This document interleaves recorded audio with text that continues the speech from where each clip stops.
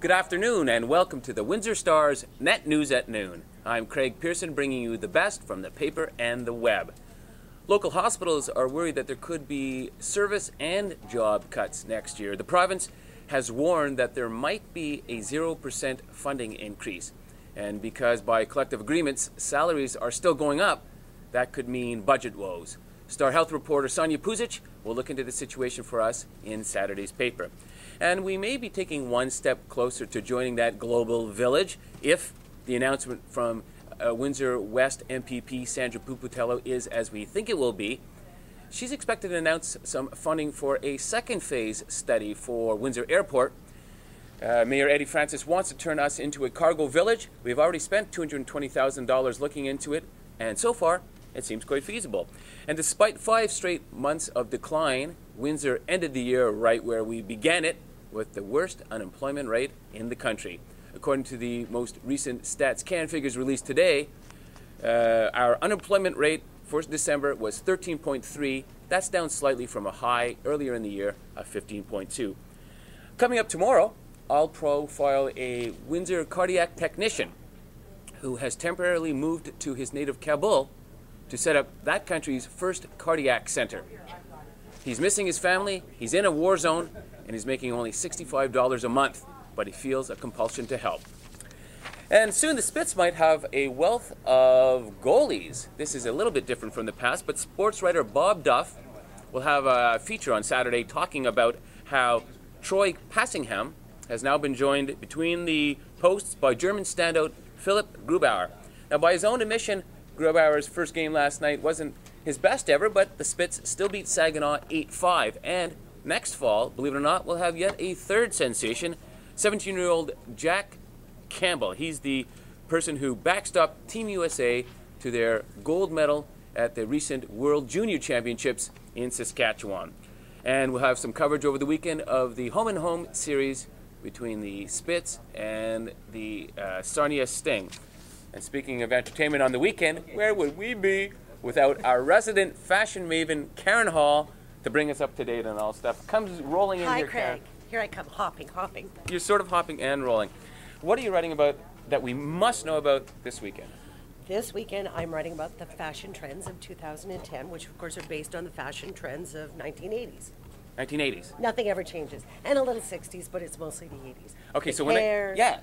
wanker rock, tight jeans, what? No. Big hair, big jewelry, sequins, off-shoulder dresses, you know, the kind of thing that Princess Di used to wear. Dynasty. Oh, okay. I'm not into that wanker stuff. Dynasty. Dynasty, okay. Yeah. And so, have you seen any of this starting to emerge, or what have you watched on TV, or what can you tell us about? It is starting to emerge, but one of the things that will not be coming back, thank God, is what Jennifer Lopez wore on New Year's Eve. Did you see her? I did not. You didn't. Yeah, I told you have a life, so you didn't see it. It was this cat suit. It was sort of this poopy brown shade. Okay. And it left nothing to the imagination. In fact, when I was surfing around, I thought, oh my God, she's at the airport. She's having the first body scan. You can see absolutely everything. And in fact, it looked like after the twins, she'd had a little bladder suspension there. Okay, so this is a bad thing, though. Like, I guess, you know, I'm talking from a man's perspective. Would men have looked at that, and would they have said, whoa, or would they have said, that is not fashionably correct? Men would have said, whoa, but I won't bring her home to meet Mama. That's what men would have said. Oh, I get it. Okay. And then when she turned around, you know, the J-Lo booty? It was all there. I'll tell you, there were no concealed flammables or anything in there. I guarantee it. Well, that's good. What about, can you talk to us a little bit about just average schmoes? What should we be worried about? Average schmoes. Well, I do have to tell the other thing I'm writing about. Okay. It's not just J-Lo, because Mariah Carey, yes, she was also a disaster this week. She is not our trend for 2010. She won 2 awards, although she was so drunk that she didn't know she won either of the awards. Okay. It was just like she was absolutely smashed into these dresses. She looked like an out-of-work streetwalker. Oh, my She looked goodness. like she was going to vomit, but that's a whole other thing. What, she won the People's Choice Award? People's Choice and the new young actress who didn't wear any makeup sort of thing. If you're an actress, if you're a diva and you don't wear makeup, yes, I mean, that's just so brave that they give you an award for something. Wasn't there something about some super hot model with a perfect body from Australia or something like that who had the courage to go unairbrushed? Wasn't there some controversy on the cover of a magazine? Something like that, yeah. The fact that she only had one arm, that was totally incidental. No. All right, well, were you going to give us some schmo tips? Well, no, like I always say, shop often, shop well. Make sure that you have something that is appropriate for the office today. It's a good thing you can only see him from here up. It's Friday. You know. Okay, it's Friday. Honey, it's snowing. You can't be wearing shorts again. Anyway, what can I do? Okay, well, this is from a person who does shop often.